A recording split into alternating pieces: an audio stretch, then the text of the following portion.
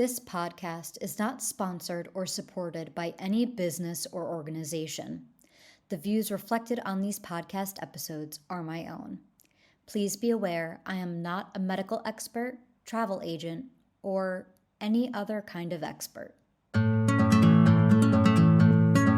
Hey everyone, welcome to the Eat, Explore, Love podcast. I'm Ashley. This podcast is based off of my blog of the same name, Eat, Explore, Love. It talks about the unique challenges in traveling around the world when you have celiac disease. Due to sort of popular demand, I decided to also record a podcast to delve a little deeper into my travels and the lessons learned along the way.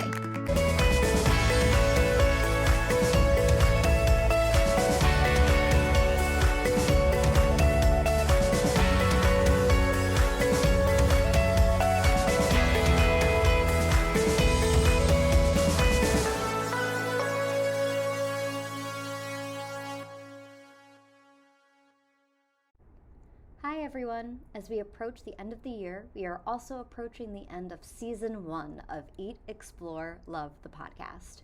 It's been a wild ride with lots of adventures to share. We are taking the first few months of the year to regroup and figure out our next steps, and the Eat, Explore, Love team would love to hear from you. We have a couple of ideas brewing, but we want to hear from our listeners to see if there's anything that would be helpful for you. We're looking for any type of feedback, ranging from, should I look into getting a co-host? Would you like to be more of an active part of the podcast where I interview you guys about your favorite cities?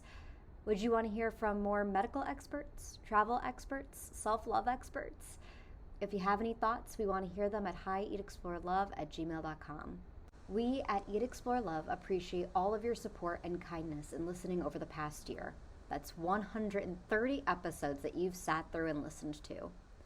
I've been so lucky to not only be able to go on all the adventures I've been able to experience, but I've been so lucky to have all of you to share this with. Make sure to sign up for our newsletter and send us an email at hieatexplorelove@gmail.com. Now, back to the show.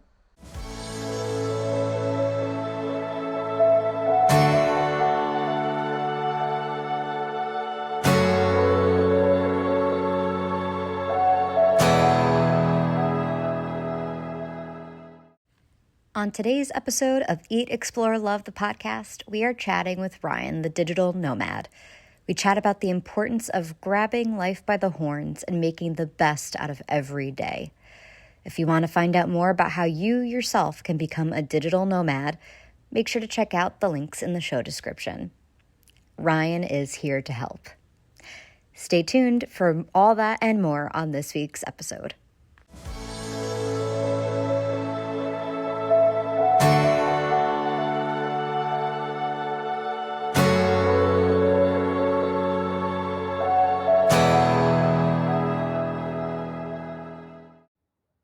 Hi, Ryan. Welcome to the podcast. Hey, thanks for having me.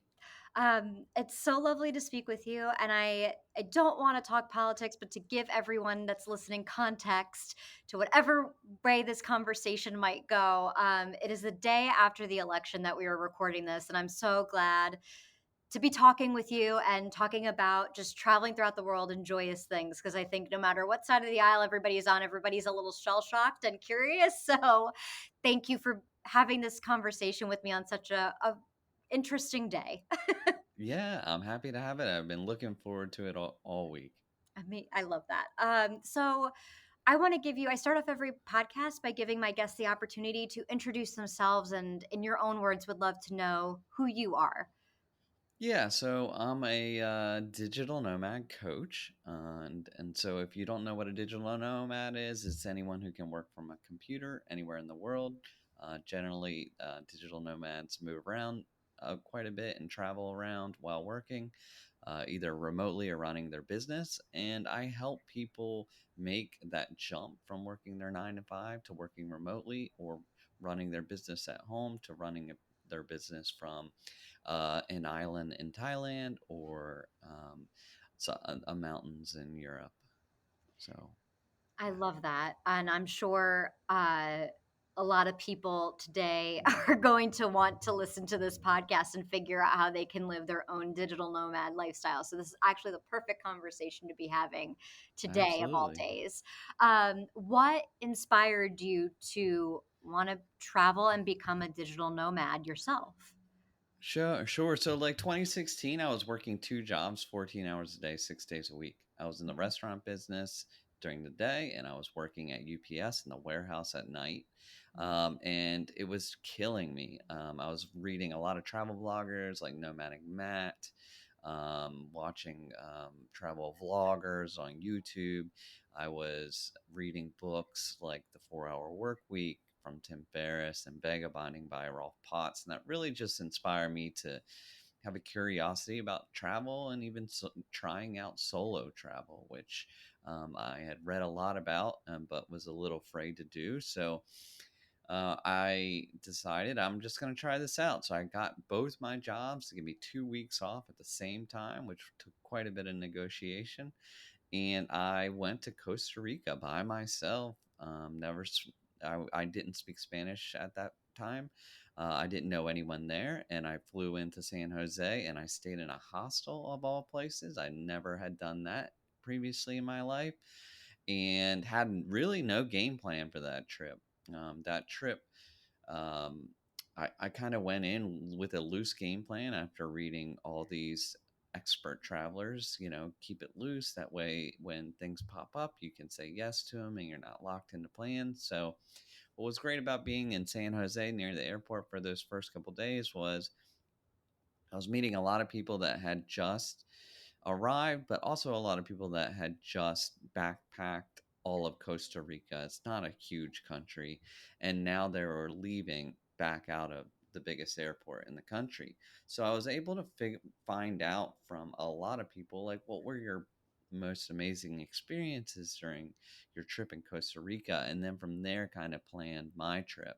And so I ended up going to both coasts of Costa Rica, hanging out on the beaches of both sides, to the jungles and ziplining through the jungles and climbing volcanoes, swimming in the crater lake, making amazing friends, meeting people from all over the world, people that were traveling for months and years on end, which until I met these people, I really didn't know that was a thing or existed, that there were people out there just kind of like traveling long term like that. So after that trip, I went home and I wasn't really like refreshed to get back into my work.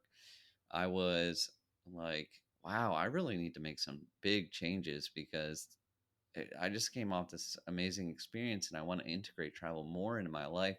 So, what does that look like? How do I do that? And so I came back and I told both my bosses that, like, in a year, I'm gone. And I don't think they believed me. I think they just kind of laughed it off, which was fine. It encouraged me even more.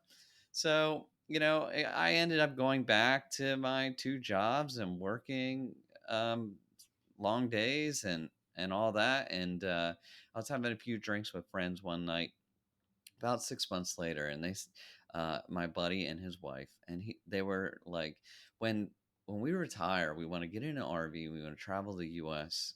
for like 1 year road trip. That'll be awesome. And I was like, well, why are we waiting till we retire? Like, Mhm. let's do this like as soon as possible.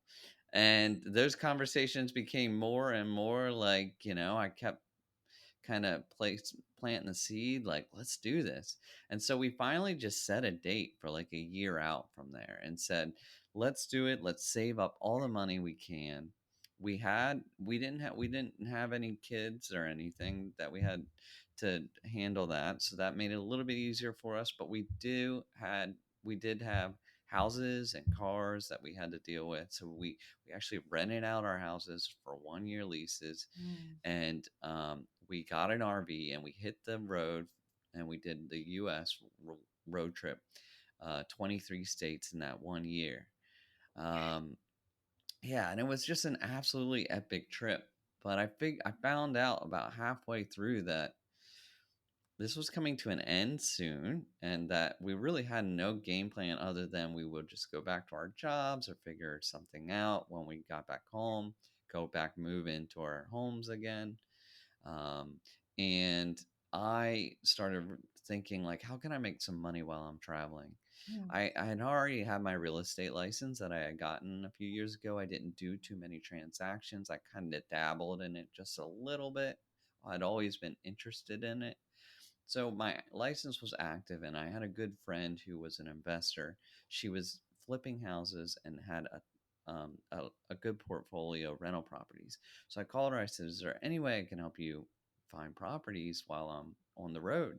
She's like, "Absolutely. I'll work with you however way you can." So this was a time of a lot of foreclosures and stuff that were on the market. And as an agent remotely working in other states, I helped her do um, about 20 to 25 deals in those last 6 months. And so now I had income coming in. Mm. And then at the end of that trip, I realized, like, oh, wow, I guess I'm a digital nomad. Like, there wasn't even a word for it really then. Mm. But I realized that I didn't have to go back to my two jobs when I got home. So when I did get home, I stayed with some friends and family for a couple months, and I kept doing some real estate. I bought my first rental property that started producing a little bit of cash flow while I wasn't there. And then I jumped on a plane, flew to New Zealand, and I did 8 countries in 6 months. And meanwhile, building my real estate business. And then since then, I've always come back and stayed at home in Virginia in the States is where I'm from.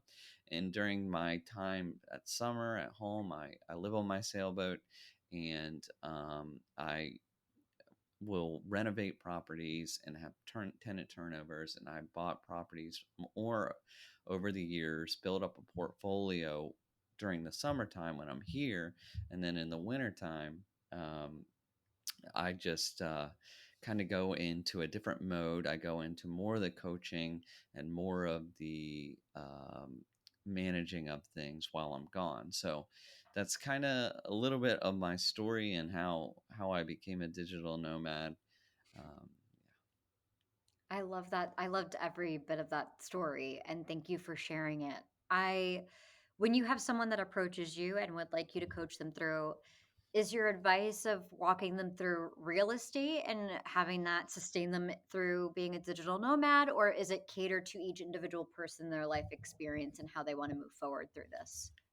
So it's catered specifically to the person. So I've helped people from various different types of backgrounds become digital nomads. From someone like myself who was working two in-person jobs that Mm. neither of them were capable of being digital or Mhm. remote, to moving into that type of work, or if you're a business owner, or if you're already working remotely from home, but you just want to figure out all the things that you need to figure out before you go, like taxes, insurance, what to do with your house, what to do with your car. Are you going to be staying in the country and Mm. going traveling in a van? Are you going to be sailing around the world in a sailboat? Do you have kids? What about schooling? Um, and figuring out where to go, how much money you need, how to sustain it. If you are interested in real estate and doing it that way, of course, I have an expertise in that and I can help with that too. But I do help people from all different backgrounds become digital nomads. I love that too. Um, so I guess for me, because I think I was starting to become a digital nomad, and then my life kind of turned on its head, and then it keeps turning on its head. So I can't get myself settled enough to figure out how to become a digital nomad in a way. But are you also walking people through different countries where they can stay and kind of plant themselves in a new country? Or is it about, well, here's how you could keep moving through the world and making sure you're hitting a new country every month? Where do you feel that, from your experience, what do you think is more, what has been more fulfilling for you? It really depends on, well, for me, in the past, I've jumped around a lot. I've Yeah. only done tourist visas, 30, Okay. 60, 90-day visas, and I'm working remotely and um, doing that.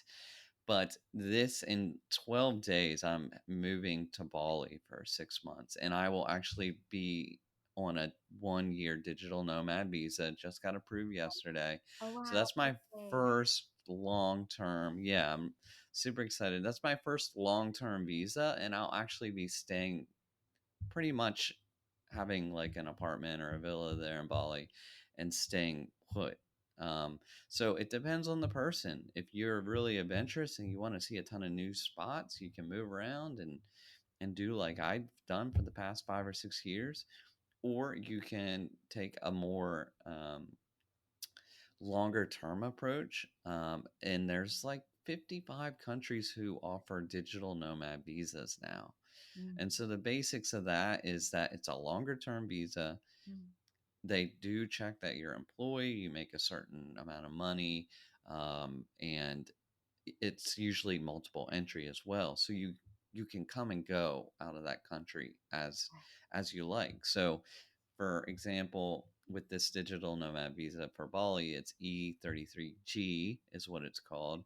And it's multiple entry for 1 year. So if I want to go take a trip to, say, Thailand or the Philippines while I'm there just for a week or a weekend and come back, I have that option.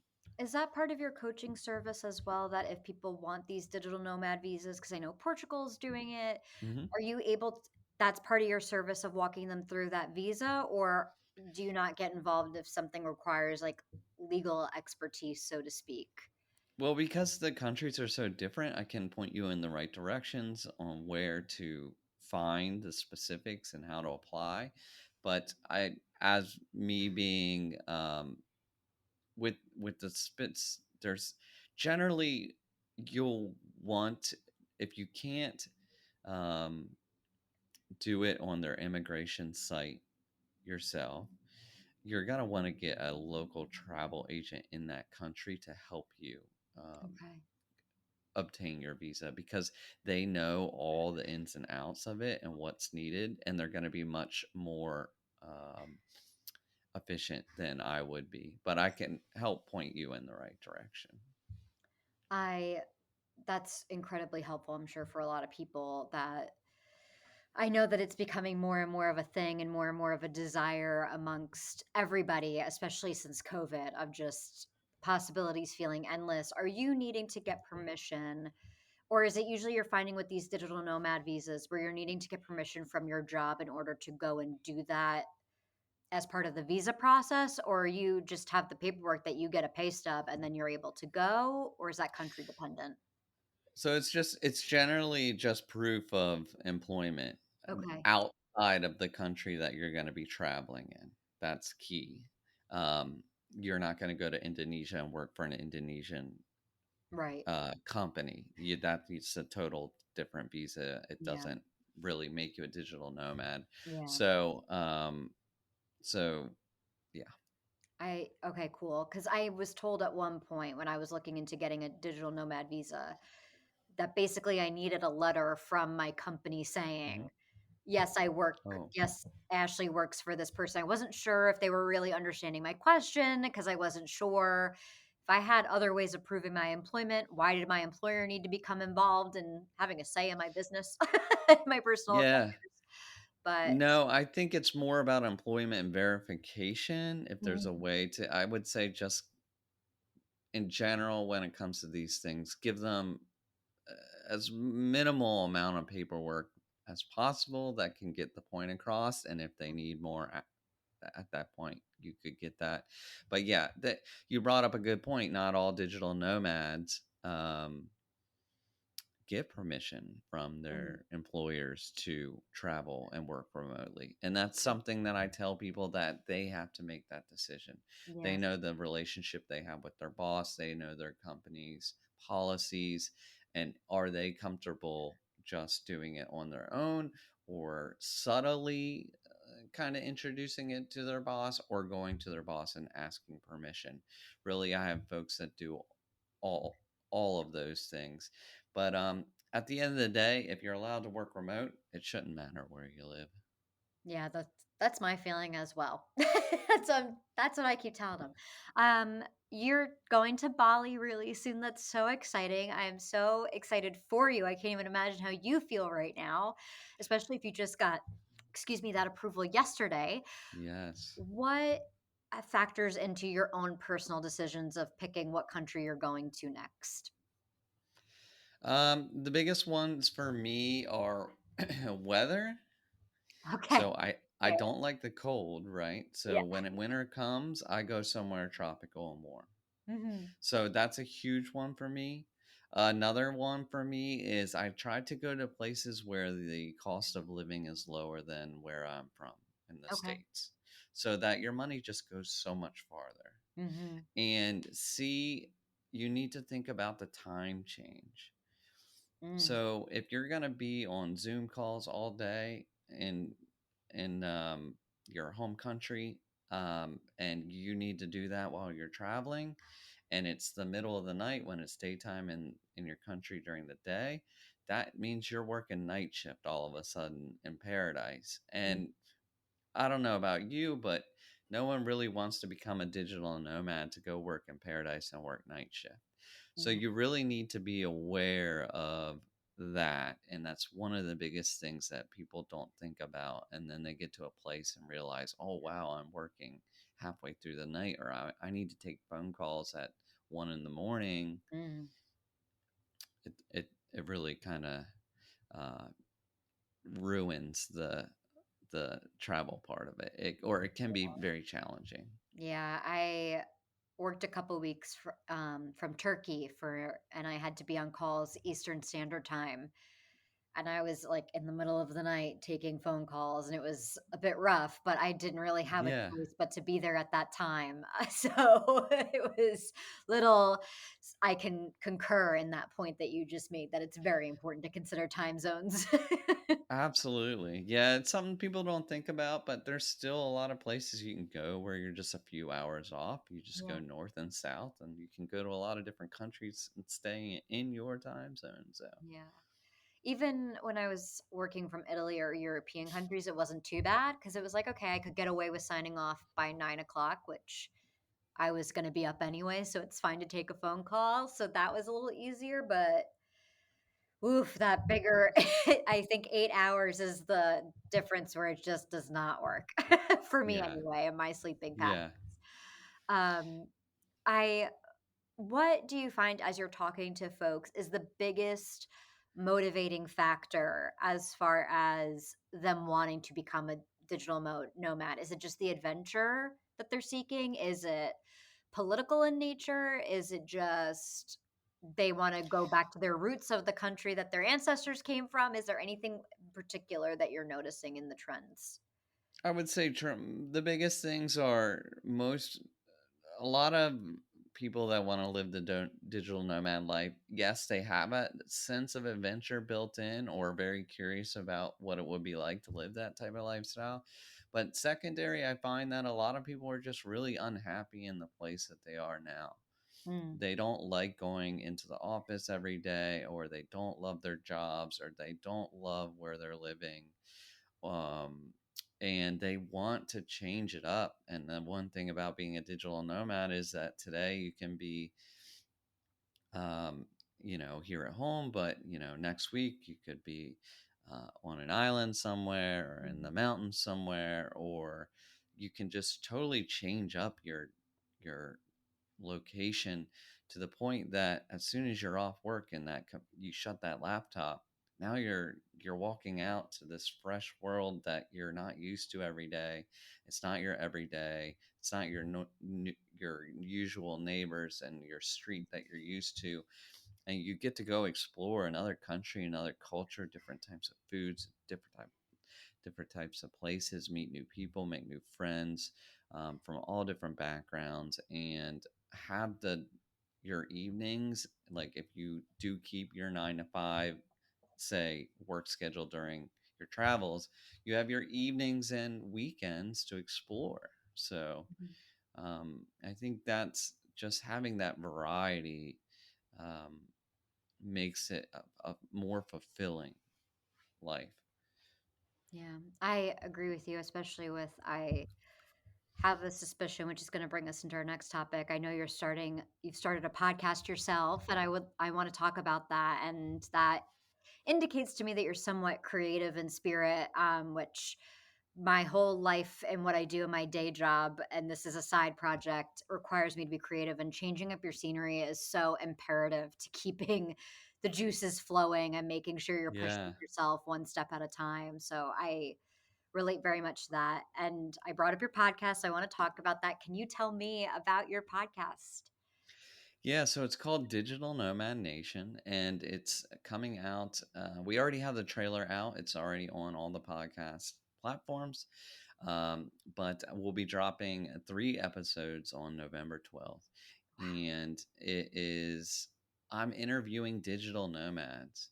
And we're getting to the bottom of why they're a digital nomad, what inspired them to become digital nomads, what's their journey been like, what are their challenges, what did they do for work, Mm, where did they travel? Because everyone's story is so different. We all do different things for work. We all travel different places and we have a different inspirations for becoming digital nomads. So it's meant to inspire other people to get that itch and go explore. So I'm super excited about it. And um, we're going to have a lot more episodes to come after those 3. And just really want to help, you know, people to make that jump into the digital nomad lifestyle. I love that. I'm itching. I'm fighting the instinct to go to my phone right now and just start subscribing before I forget. Because I want to, but I'm fighting it because I want to be present in this conversation with you and not be looking at my phone. So I'm very excited. Starting a podcast is a pretty big undertaking, and I'm curious what made you want to do the podcast on top of your coaching. Of what are you hoping the difference is going to be in the information that people can get from you in the podcast versus coming to you and paying for your services as a coach? Yeah, so with the podcast, it's going to inspire people, and there's going to be a lot of people that are just going to go out there and figure it out on their own, like a lot of digital nomads have. But there are going to be some people that say, "Hey, I just want a little extra support. I want someone who knows this world to help me get there as fast as I can with this, and figure out all the things that need to be figured out and think about things that, I wouldn't think about that you need to think about before you go and, rent out your house or sell your car or all your stuff and just hit the road." So, with my one-on-one coaching, I'm really helping people figure out where they want to go and a step-by-step guide that's going to make them successful, and then also to hold them accountable and help, you know, just get them to their goal as quickly as possible. So, um, if I can help people either way through the podcast or my one-on-one coaching, it's a win for me. So people say I am coming to you for your services, and Mhm. I'm doing my research by listening to this podcast and getting to know about you more. What are the 3 questions that you, or maybe 1 or 2, that you would ask someone coming to you for your services that they need to be prepared to be able to answer for you to help them? Yeah, the first thing is I want to know about their work. Mm. Are they working remotely now or are they not? What are their skills if they aren't working remotely? And what are their aspirations? Do you want to, does working on a computer or working digitally, do you get excited about it? Like what type of work excites you? And trying to figure out. What is the best route for you, because it's important to me that you not just become a digital nomad and you're doing some job you don't like and you Mm. hate just to pay the bills to be a digital nomad. It's more than that. I want you to enjoy the work you're doing while you're traveling. And then I would say the other one is what type of places do you want to explore, um, so that I can help figure out, like, how much money do you need to live this lifestyle, because a lot of people don't realize that, especially if you're living in a country that has a high cost of living, Mm. going to other countries that have lower cost of living, it's way more affordable, this travel thing, than you think. So I think those are the the things that I drill down on first, trying to figure out your skills, what you're looking to do, where you want to go, and then we just take it from there. I love that. So now I am prepared for when I'm able to go and go back into the digital nomad lifestyle, where I was a year ago. I am definitely going to take advantage of what you're laying out here and make sure I'm as informed as possible. Asking because the Awesome. one thing while I was a digital nomad that I had a really hard time figuring Mm-hmm. out was the logistics of I was based in Italy, but I had to do a little bit of a Shenzhen shuffle. And Okay. I had a very hard time figuring out mail because the mail service in Mm, Italy was just terrible. And people were wanting to send me things, and it took so long everywhere. I had no, like, I didn't get Christmas presents last year. That was just not a thing that could happen, which is fine. I don't need Christmas presents. I'm old enough that I'm out of that. But how do you figure out those everyday logistics of doctor's appointments and getting your bills paid and all the other stuff, especially if you sure. were owning homes that needed to be Mm-hmm. taken care of? Mm-hmm. So, yeah, I've built my business around me being gone. So, like, it's really important that I have systems in place so that everything kind of runs itself, and I have some boots on the ground help when I need it. But to answer your question specifically about mail, I don't know, where are you based out of? What is your citizenship? So now I'm a US citizen and I'm still in progress, unfortunately, of getting my Italian citizenship. Okay, Yeah. very cool. So, Getting there. for me, I'm also a U.S. citizen as well. So, all my mail goes to a UPS store Okay. mailbox. It's different from a PO box in one regard. It's considered a physical address. Okay. So I can have it as my residential address Okay. for banking, for credit cards, for businesses can be located out of this box. All of that can go to one box.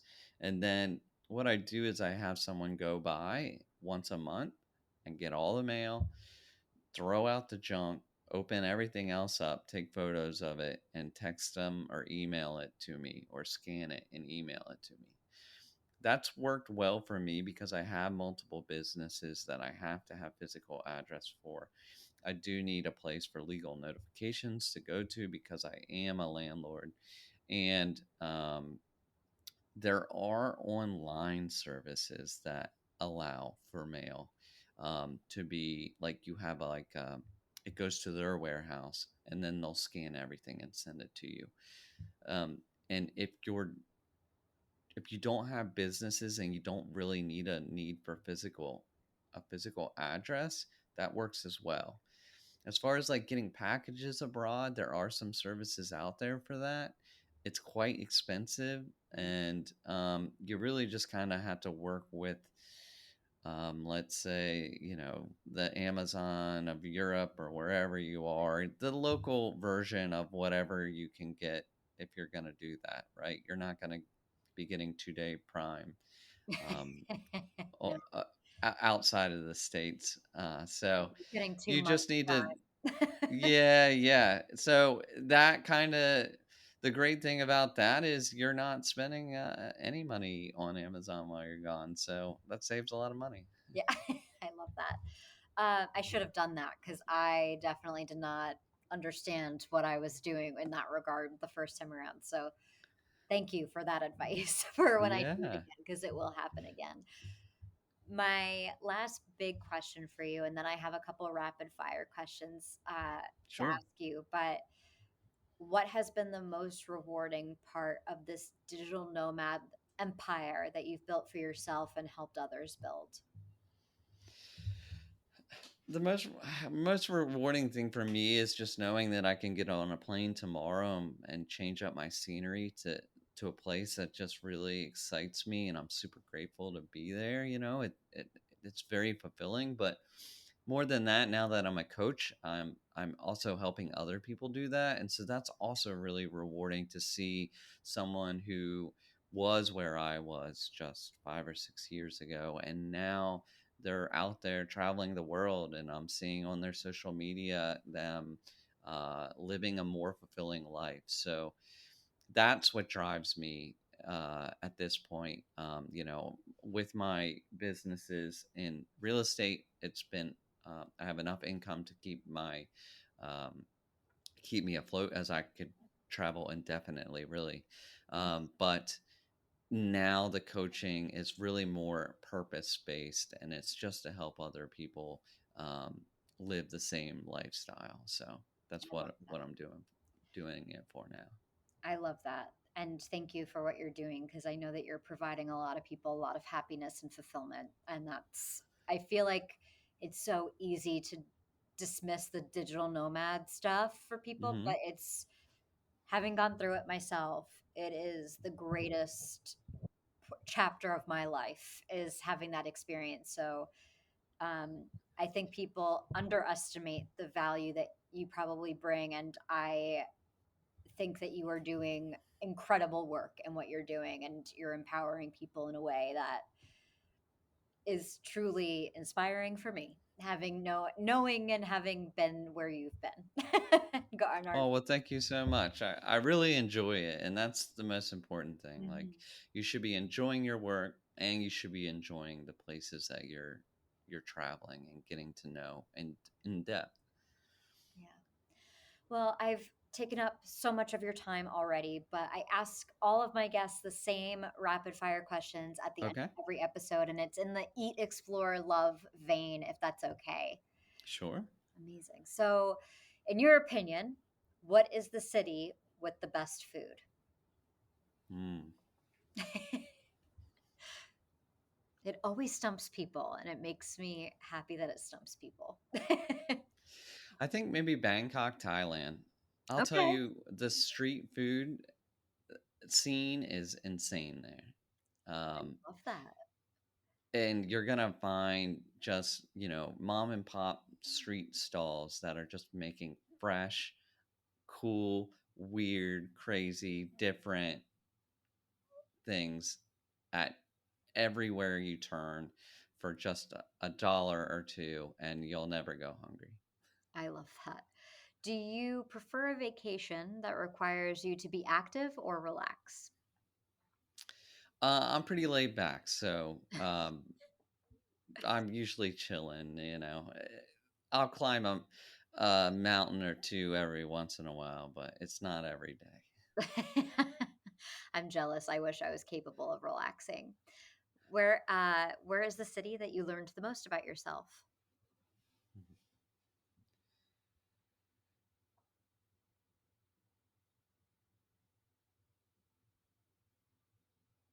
I would say that I really found purpose in being a digital nomad, in a place that I love the most is in Bali. And Bali is kind of a state. It's not a city, but it's a state the size of Maryland, in Indonesia. There's lots of cool places. Um, Maybe Ubud comes to mind. It's a very holistic rainforest, Mm. rice terrace place where they have lots of yoga and meditation retreats, and cool co-working spaces, and very natural, um, that really kind of felt like I really love Bali, and that's why I'm going back this time. It's my fourth time there, and but now it's going to be more of a new home, I hope so. I love that. And my last question for you is where can the people find you? Yeah, absolutely. So I have my website is thedigitalnomadcoach.com, and I'm the Digital Nomad Coach on Instagram, Facebook, and YouTube. And check out the new podcast coming out in a couple days, Digital Nomad Nation, and that's on all the places that you listen to podcasts. I love that. And all the links will be in the description for the podcast episode. So I'll make sure we're directing people to that. Awesome. Thank you. Of course. Ryan, it's a pleasure to meet you. And I'm sure this will not be the last conversation we have because as I get myself back into being a digital nomad, I would love to connect and get your advice and be able to move forward. So Absolutely. Any way I can help you or any of your listeners, feel free to reach out. I love talking all things digital nomad. So anytime. Amazing. Well, with all that, I say see you later. All right. We'll talk soon.